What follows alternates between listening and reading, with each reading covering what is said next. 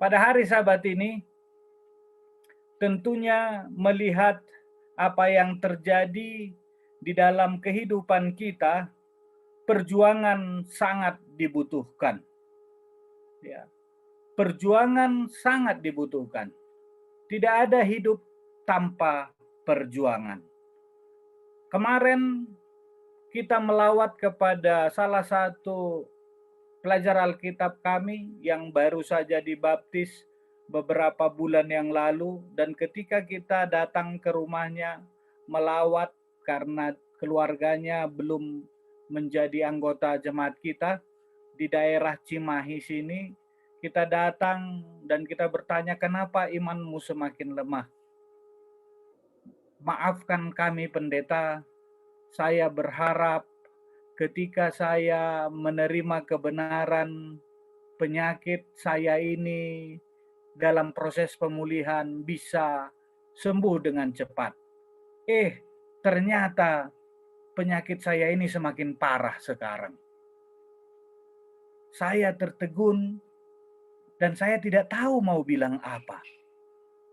Mungkin secara teori kita mudah untuk berkata-kata, tetapi saya mencoba merasakan apa yang dirasakannya dan mencoba merasakan pengharapan apa sebenarnya yang dia rindukan ketika dia menerima kebenaran dan duduk di dekat kaki Yesus.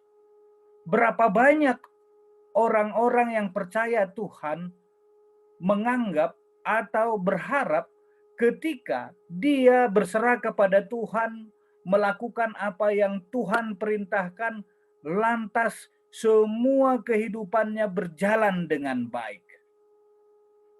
Berapa banyak orang-orang di luar sana yang pada saat ini merasa hidupnya sangat tertekan, tidak punya apa-apa, butuh pertolongan, mendengarkan kabar Yesus, mendengarkan berita keselamatan, mendengarkan berita tentang berkat. Orang-orang rindu datang beramai-ramai dan berharap mereka akan terberkati. Pernahkah kita lihat di sekeliling kita orang-orang itu? Bahkan jangankan orang-orang, mungkin kita juga di dalam kehidupan kita, ketika kita berdoa, ketika kita melakukan semua yang Tuhan perintahkan, tentunya kita berharap kehidupan kita ini akan baik-baik saja. Ketika kita berusaha, usaha kita akan berkembang. Ketika kita bekerja, pekerjaan kita, lantas jabatan kita akan naik. Ketika kita melakukan sesuatu, semuanya berhasil. Mungkin tidak jarang kita juga mempunyai pemikiran yang demikian. Tidak salah. Namun dalam kehidupan kita, sesuai dengan janji-janji Tuhan, itu akan kita peroleh. Yang menjadi persoalannya adalah kadangkala kita menginginkan dalam situasi waktu yang sesuai dengan pemikiran kita. Semuanya kita akan dapatkan, namun waktunya hanya Tuhan yang tahu. Nah, untuk itu di dalam kehidupan keimanan kita kadang-kadang menjadi lemah. Kita kadang-kadang terbawa perasaan, kita kadang-kadang terbawa suasana lingkungan. Bahkan ketika kita melihat orang yang ada di sekitar sana yang tidak mengikuti apa yang Tuhan perintahkan, yang tidak bergereja, yang tidak memberikan perpuluhan, yang tidak menjalankan sesuai dengan aturan Tuhan, kok mereka kelihatannya dalam kehidupan ini nyaman-nyaman saja hidupnya. Bahkan kehidupan mereka terlihat sepertinya jauh lebih terberkati daripada kehidupan kita. Pernahkah kita lihat itu? Bahkan kalau kita lihat di sekitar kita, ya, itulah yang membuat kadangkala kita goyang di dalam iman kita. Itu juga yang dirasakan oleh hamba Tuhan yang bernama Asaf. Dia pemimpin biduan. Dia melihat sekelilingnya bagaimana orang yang tidak percaya Tuhan hidupnya makmur, sepertinya hidupnya bahagia. Dan ketika dia lihat, dia katakan kepada Tuhan, Tuhan, aku sedikit lagi kakiku akan terpeleset, nyaris tergelincir. Apabila kita membuka Mazmur 73 ini, satu perikop diawali dengan kata Tuhan itu sangat baik. Sungguh amat baik. Namun Asaf seorang pemimpin biduan, dia hampir terpeleset oleh karena melihat keadaan dunia ini sepertinya Tuhan itu kurang adil. Kenapa? Karena apa yang diharapkannya ketika dia menuruti Tuhan, dia merasa hidupnya akan selalu aman-aman saja. Pada hari Sabat ini, ada satu kata-kata yang indah. Jangan menyerah. Jangan menyerah. Bahkan kita sangat senang ketika kami kemarin menghadapi duka, semua orang mengatakan, jangan menyerah, jangan bersedih, karena Tuhan memberkati. Namun situasi itu tidak langsung serta-merta membuat kita langsung, wow, luar biasa. Tidak. Untuk itu, pada hari Sabat ini, jemaat yang dikasihi Tuhan, saya tahu dan bahkan Tuhan jauh lebih tahu. Semasih ada nafas di dalam kandungan badan ini, persoalan pasti ada. Pergumulan pasti ada. Jangan menyerah. Apalagi pada zaman sekarang. Untuk itu, ketika Yesus sebelum naik ke sorga, dia berpesan kepada murid-muridnya pada saat itu. Kenapa? Karena dia tahu bahwa keadaan dunia, kalau kita buka Matius 24 ini, keadaan dunia di akhir zaman akan banyak sekali pergumulan, pencobaan yang akan dihadapi umat-umat Tuhan. Dia katakan kepada murid-muridnya, hanya orang yang bertahan sampai pada kesudahan akan selamat. Hanya orang yang bertahan sampai pada kesudahan akan selamat. Mungkin pada saat ini kita masih mempunyai iman yang kuat. Tetapi apakah kita melihat keadaan kita sekarang ini? Dan kenapa Tuhan mengatakan hanya orang yang bertahan sampai akhir lang akan selamat? Karena dunia ini pada saat ini dalam masa penggoncangan, atau kalau dalam bahasa sederhananya lagi diayak, atau lagi disaring, atau lagi ditampi. Ya, kalau penampian itu tidak berhenti, itu tampi itu pasti ada penggoncangan. Nah, ini sedang kita lakukan. Mungkin dalam keadaan biasa-biasa, dalam keadaan berkecukupan, kita bisa melawan pencobaan ini. Tapi siapa yang tahu kehidupan kita akan berbeda di dalam kehidupan kita selanjutnya. Kenapa Yesus katakan kepada murid-muridnya untuk di zaman akhir hanya orang bertahan? Karena pada saat zaman akhir keadaan tidaklah normal. Kalau kita buka Alkitab kita, maka banyak ayat-ayat mengatakan orang akan makin cinta diri, orang akan makin memikirkan dirinya, akan banyak kesusahan, akan banyak kelaparan, perang saudara. Itulah yang akan kita lihat dan sudah mulai kita lihat pada saat ini, bukan? Tidak jauh-jauh di tempat kita berada. Bahkan orang-orang yang kita anggap hal-hal yang tidak mungkin terjadi sekarang sudah terjadi. Ada ibu yang membunuh anak kandungnya, ada anak kandung yang membunuh orang tua. Luar biasa kejahatan yang ada di dunia ini sekarang. Apakah itu membuat kamu makin jauh kepada Tuhan? Dan ketika itu bisa terjadi kepada orang lain, tidak mustahil itu juga bisa terjadi di tengah-tengah umat-umat Tuhan yang ada pada zaman akhir ini.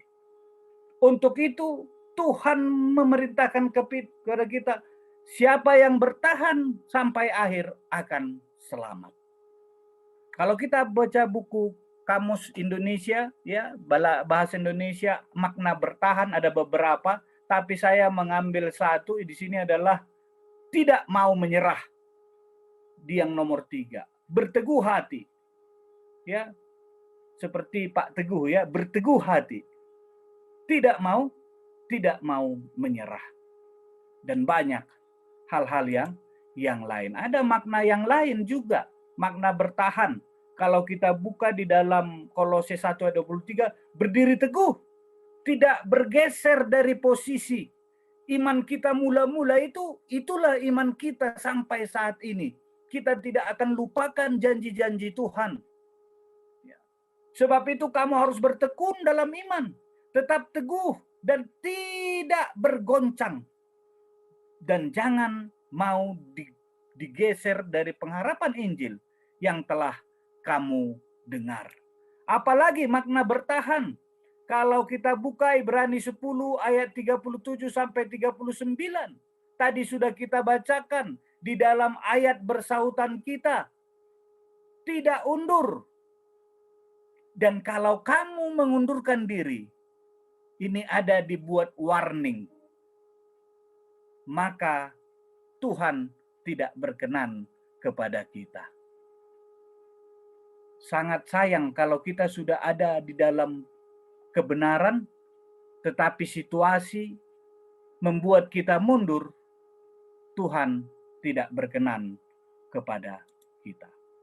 Untuk itu, kalau kita pergi, mungkin Bapak Ibu sering melihat di tempat pelatihan tentara, kenapa ya mereka buat lubang ini hanya segini, hanya pas-pas badan? Karena mereka punya filosofi, tidak ada kata-kata mundur. Begitu juga sebagai tentara Kristus, tidak ada kata-kata mundur kepada kita. Apalagi makna bertahan, tetap setia. Di dalam Wahyu 2 ayat 10 dikatakan, hendaklah engkau setia sampai mati. Tidak hanya setia waktu enak-enak ya, waktu sehat-sehat, tetapi hendaklah engkau setia sampai mati. Dan apa hasilnya? Aku akan mengaruniakan kepadamu mahkota kehidupan. Bapak Ibu yang kekasih di dalam nama Tuhan, mungkin kita bertanya, ini bertahan dalam hal apa kita sebenarnya perlu bertahan? Apa yang perlu kita pertahankan dalam kehidupan ini? Banyak juga orang bertahan untuk mempertahankan egonya dan merasakan bahwa itu adalah kebenaran. Dan pada hari Sabat ini, sebenarnya kita bertahan untuk apa sih? Yang pertama di dalam Yudas 1 ayat 3, kita perlu mempertahankan iman kita. Supaya kamu tetap berjuang untuk mempertahankan iman yang telah disampaikan kepada orang-orang kudus. Kamu adalah imamat yang rajani, bangsa yang kudus, iman yang telah kita terima, kita yang dipilih oleh Tuhan, kita harus pertahankan. Dalam hal apa lagi kita perlu bertahan? Ya, banyak sekali contoh-contoh yang baik diberikan oleh kehidupan kita. Saya kebetulan adalah orang Batak. Kalau kita lihat rumah Batak itu, perlunya pertahanan ini rumah Batak dulu rumah itu ada dia punya kolong ya. Tapi sekarang fungsinya sudah berbeda. Kalau dulu kolong ini fungsinya dia punya tombara, apa sih bahasa Indonesianya ini ya? Dia punya ya rumah panggung lah, bahwa supaya binatang buas tidak gampang naik untuk menyerang orang yang tinggal di dalamnya. Tapi kalau kita pergi ke daerah kita Tapanuli sana sekarang, kolongnya itu sudah beralih fungsi. Dia menjadi kandang babi sekarang. Jadi orang melihara babi di dalam itu. Jadi memang dia filosofinya jadi terbalik. Ya, orang dulu juga membuat rumah itu yang pertama yang dipikirkan adalah sisi sisi pertahanannya supaya tidak bisa diserang oleh binatang-binatang buas. Melalui apa kita dapat bertahan? Ya, tadi saya senang ya. Aku senang menjadi anak Kristus.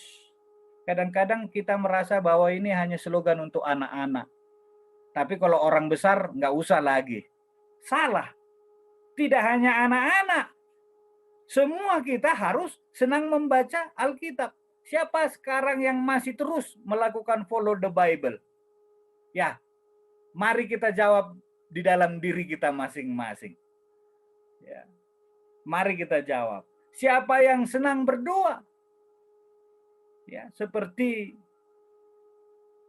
yang disampaikan tadi, doa itu sangat luar biasa dan saya tahu kita semua senang beribadah. Dalam hal apa saja kita bertahan? Ya. Ini yang paling susah sebenarnya, melawan tipu muslihat iblis. Kalau orang tukang tipu, biasanya itu samar-samar dia dengan yang aslinya.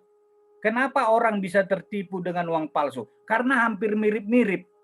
Kebenaran itu kadang-kadang diselewengkan, dimirip-miripkan.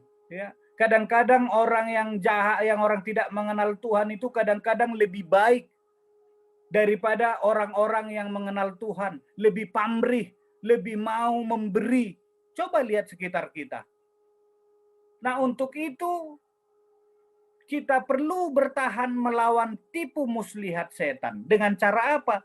Mengenakan seluruh perlengkapan senjata Allah. Ini bisa kita buka di dalam Efesus 6 ayat 11. Mengapa perlengkapan harus dipakai? Ya, saya senang karena kita beribadah di areal tentara supaya cepat nyambung. Jadi saya ambil peralatan tentara. Coba bayangkan tentara pergi berperang pakai sarung dan hanya pakai kaos kutang. Apa yang ada di benak kita? Oh, udah pasti kalah. Sudah pasti kalah.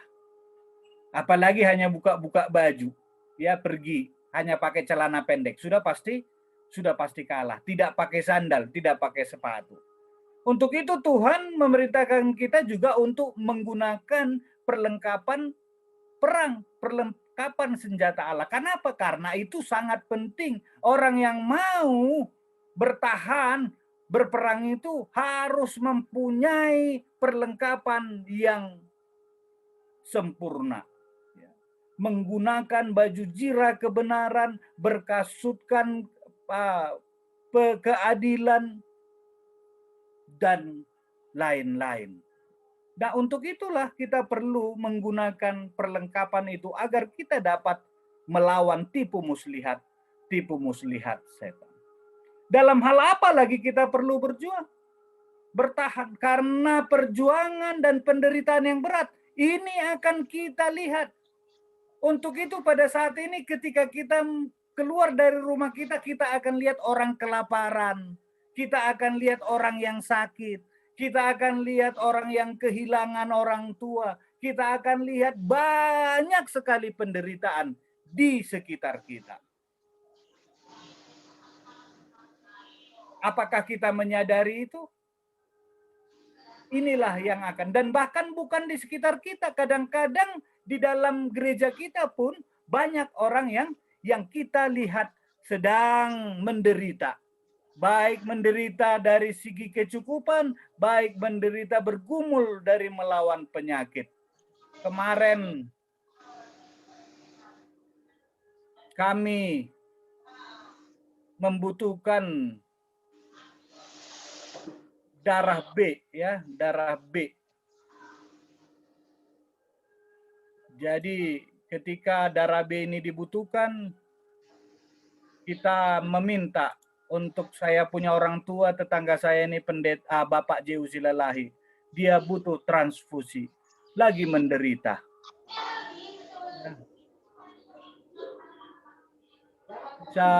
Bisa ditutup audio yang sedang terbuka?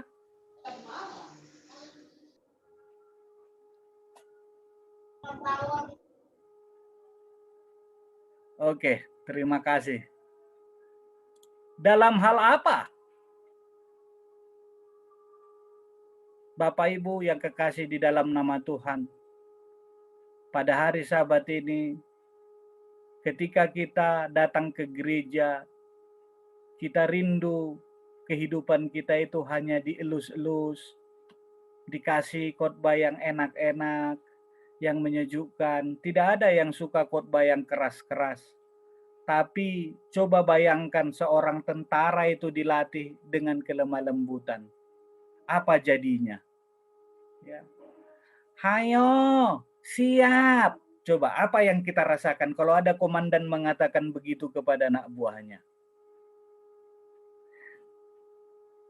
Tegak, gerak. Apa yang kita dapatkan? Orang itu akan menjadi lemah. Jadi jangan pernah marah. Jangan pernah kita menjadi pundung, kata orang di sini, ketika firman Tuhan itu keras disampaikan kepada kita. Untuk apa?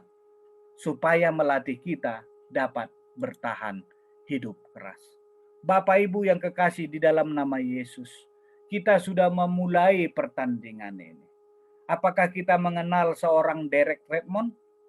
Ini adalah seorang pelari yang pada saat itu di dalam Olimpiade Barcelona, dia lari tetapi dia mengalami keseleo di tengah-tengah perlombaan yang dia hadapi. Dan ketika dia keseleo, dia tidak menyerah. Dia terus mengikuti perlombaan itu dengan kaki terseok-seok. Derek Redmond tidak menjadi juara pada saat itu. Namun Bapak Ibu tahu, Derek Redmond sangat dielu-elukan pada saat itu. Kenapa? Karena dia walaupun dengan kaki yang terseok-seok, dibantu oleh orang tuanya, dia tidak menyerah. Walaupun dia tidak menjadi nomor 1, dia rindu menyelesaikan pertandingannya. Sudah berapa lama kita menerima Yesus sebagai juru selamat pribadi kita? Mungkin ada yang baru 5 tahun.